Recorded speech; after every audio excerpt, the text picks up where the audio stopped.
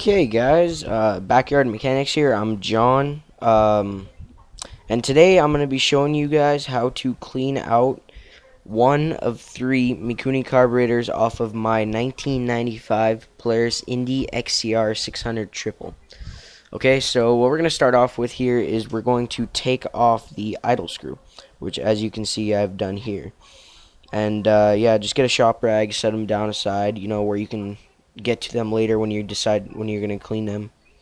I'm blabbering here. It's because that's one of my main qualities. I'm pro at talking. So yeah, I'm gonna voice over this. I'm voiceovering this video because the audio in it did not come out as great as I expected it to.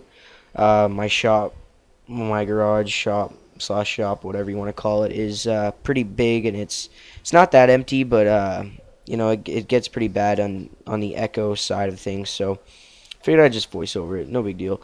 But right here you can see me taking out the pilot air jet screw. Alright, I'm showing it to the camera because it's what I do.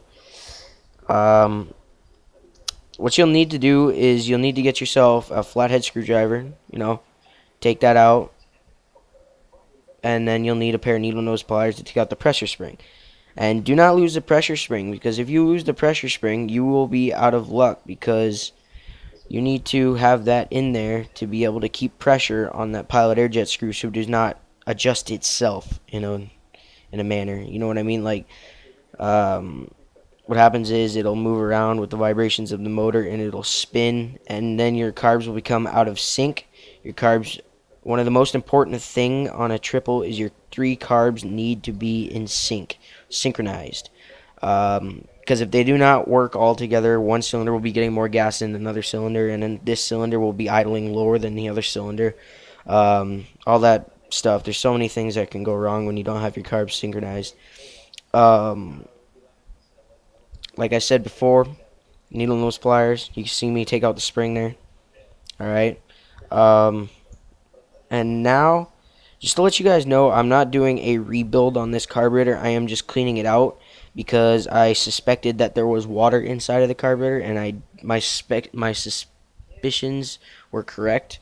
There was in fact water in the carburetor, and I did want to make sure that it was all nice and cleaned out and gunked out and stuff, because something that rings a bell in my head when there's water in a carburetor is the possibility that there's dirt and other grime inside of it. So I just figured I'd clean it all out, do thorough cleaning.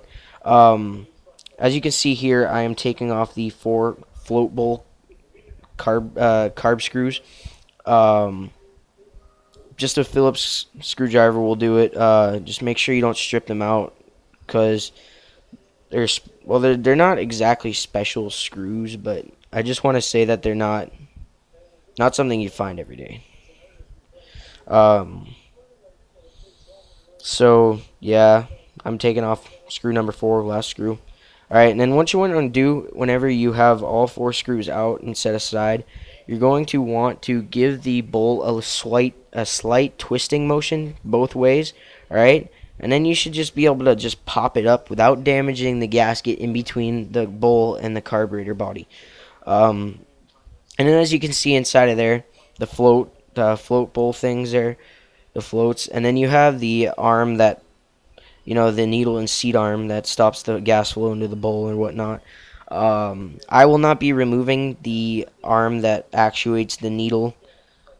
It's just because there's nothing really important in there. I did spray carburetor cleaner inside of the needle jet area. And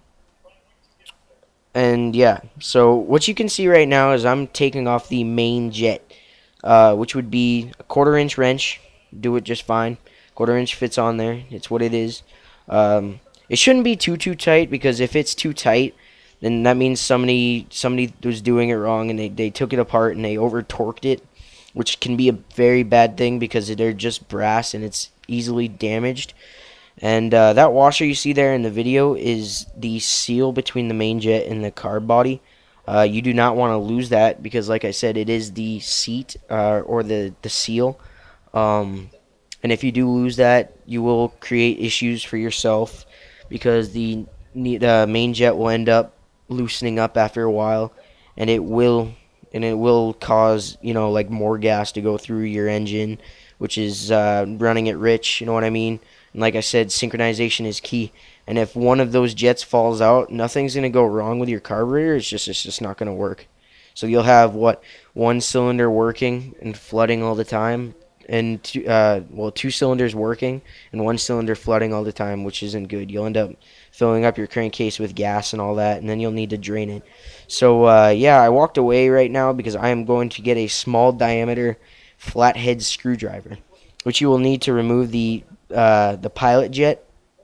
It's not the pilot air jet, it's the pilot jet, which is inside of that small tube next to the main jet. Not that small brass tube, but it's the tube behind it.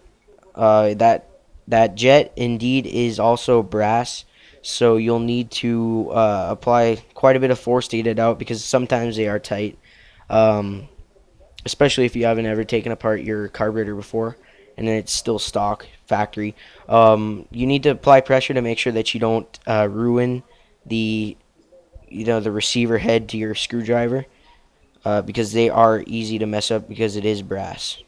So yeah, I got a small screwdriver right there that fits inside the tube without rubbing it or like scoring the inside. Well, I'm pointing to it, but I'm not in the actual camera. I was just pointing into the tube. Alright, and then as you can see, I got it off right there. Alright, you need to apply a little pressure like I did there. Alright, now that I'm unscrewing it, yeah, I'll just finish unscrewing it here, and then you guys can see. What you do after you're done unscrewing is you can just turn the carburetor around inside of your hand, and it'll fall right out. See that small needle jet I was telling you about? Like I said, it's small, easy to lose. Set that aside to where you won't lose it, because if you lose it, you're basically out of luck. You're going to have to buy a rebuild kit. So setting it aside in a safe place will basically save you from buying a rebuild kit unless you are rebuilding your carburetor. So right now I'm going to start the cleaning of the carburetor. You're going to need some carbon choke cleaner. I have gum out. It works. Same stuff than everything else. And I just like the gum out stuff because it's a little bit of a taller can. So just spray all the holes thoroughly inside of the carburetor. And get yourself a toothbrush.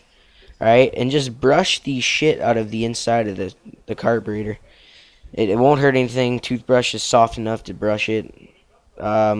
Just clean it all nice and thoroughly. Make sure that there's no dirt or junk or anything left in there.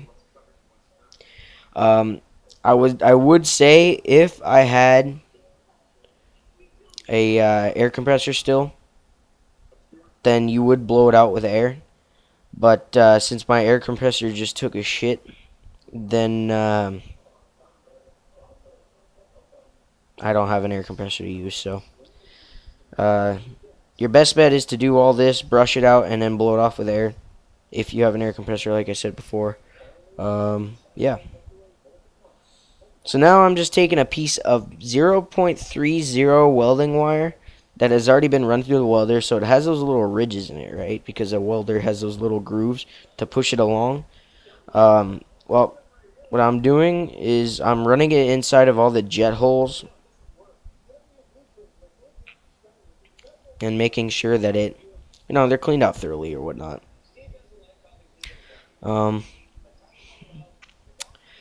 So yeah, I mean, that's basically all there. Okay, guys, I'm running out of memory here soon, so I just want to thank you for watching my video, and I just want you to know that there's plenty more videos to come on the channel Backyard Mechanics, and I say thanks for watching, and hope to see you soon.